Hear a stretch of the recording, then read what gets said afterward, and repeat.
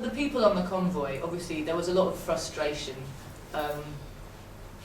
You know, the petty kind of frustration of feeling the delays. We got to Aqaba, we were 5 days there, then we had to retrace our steps all the way back up through Jordan, through most of Syria, to the Mediterranean, where again we ended up waiting 4 or 5 days, while all the while the negotiations were going on with Egypt. And every time an agreement seemed to have been reached with Egypt that yes, okay, if you do X, Y, Z, we're going to let all of you and all of your aid and all of your vehicles in.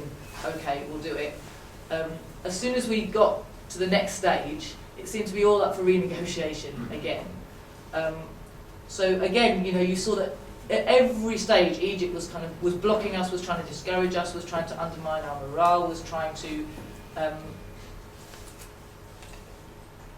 create division. You know, there was a definite kind of tactic of, you know, that delays and confusion and kind of rumours would they hoped kind of weaken our resolve and our morale and all the rest of it in terms of trying to get in. And I think they hoped that if they delayed us long enough, everyone would just have to go home. Like, there's a limit to how long most of the people there could stay. And I think they were hoping to put pressure on that way as well, that people start to have to kind of drift away. Huge costs were forced on the convoy because we weren't allowed to go the quick and easy way and had to go all the way, not just because we had to go back round, but because we then had to, you know, where they were telling us we had to come through El Arish on the Mediterranean, it's a much bigger crossing to get there. It's at the end of the Med where there are not any commercial regular kind of ferries or whatever. So you have to charter a boat, a special boat, the right kind of boat. And El Arish is a shallow port with only one crane. So a massive boat of the kind that's big enough to get all the people and all the vehicles couldn't dock there. And a big kind of container ship couldn't very easily be unloaded there. In the end, and of course, the fact you're going through the Mediterranean again, which is kind of controlled by Israel, lots of Israeli Navy warships there, and it's a big long journey. That put people off wanting to take us as well. I think it took them quite a long time to find a company and to find a boat that would fit all the vehicles and that was prepared to undertake the journey, given that, you know, there was posturing from Israel. As soon as our boat set sail, Israel extended its exclusion zone, its legal exclusion zone, that it has around Gaza, I think, and all along that border, that coastline. They maintain an exclusion zone, no one can, you know, come past here. And they extended it further out, so our boat had to sort of go further around, make the journey a bit longer. But it's just a generally kind of threatening gesture, isn't it? You know, and I think it was meant to intimidate the captain of the ship into thinking, maybe I don't want to take this voyage on, actually. That didn't work. But in the meantime, so the boat we found that could take all the vehicles couldn't take the people. So we had to charter a plane as well. And all of this cost a huge amount of money. So there was a big appeal. In fact, it backfired on the Egyptians because this big appeal, not only was all the details of all these negotiations and extra costs and what it meant and what was going on was covered in minute detail on Al Jazeera and Press TV, and everyone in the cafes in Aqaba and in Latakia knew what was happening better than we did. We were getting updates sort of once a day, maybe. They were getting them sort of every hour. You know, what the president of so-and-so said. You know, the Turkish government was getting involved. The Malaysian former government were getting involved in the negotiations. It was really high-level stuff. And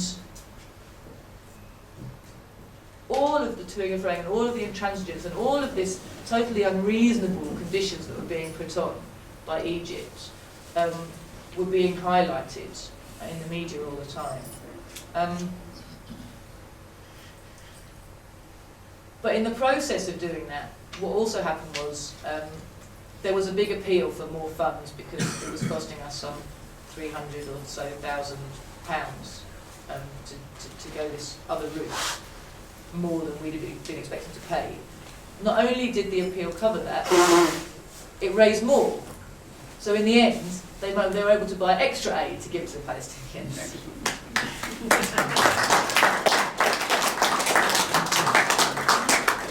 And on top of that, you know, the bonds between Viva Palestina and the Turkish IHH, going through all of these negotiations and difficulties together, became very, very strong.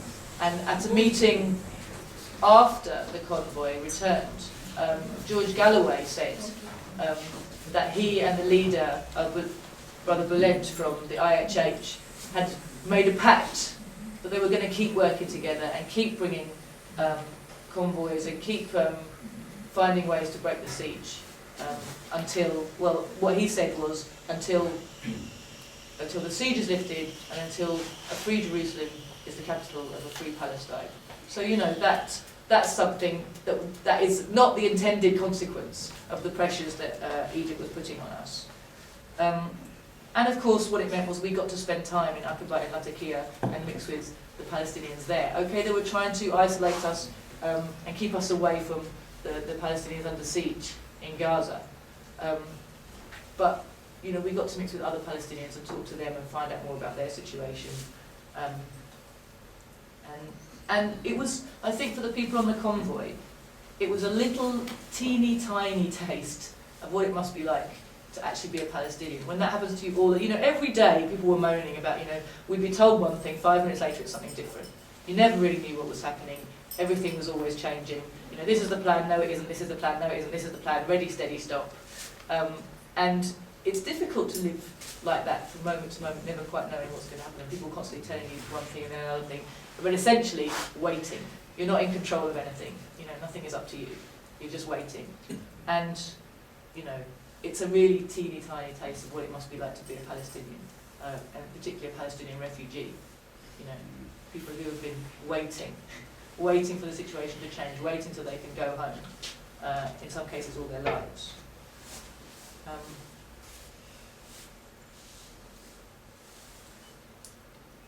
But what I think is also quite significant now is, you know, the Gaza massacre, for all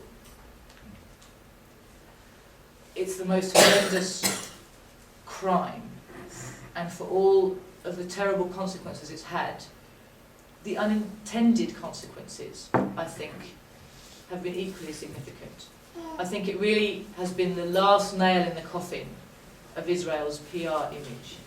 You know, the siege and things which were going on before that, and just the length and the duration of Palestine's resistance to Israel, had been winning them the propaganda war, I think, even before the bombardment. You know, the public opinion in the world, and I mean in the world it's been different for a long time, but in the West had been shifting. But with the Gaza massacre, and particularly because the war crimes were so inescapable and broadcast everywhere and talked about everywhere, there's been a real tipping point.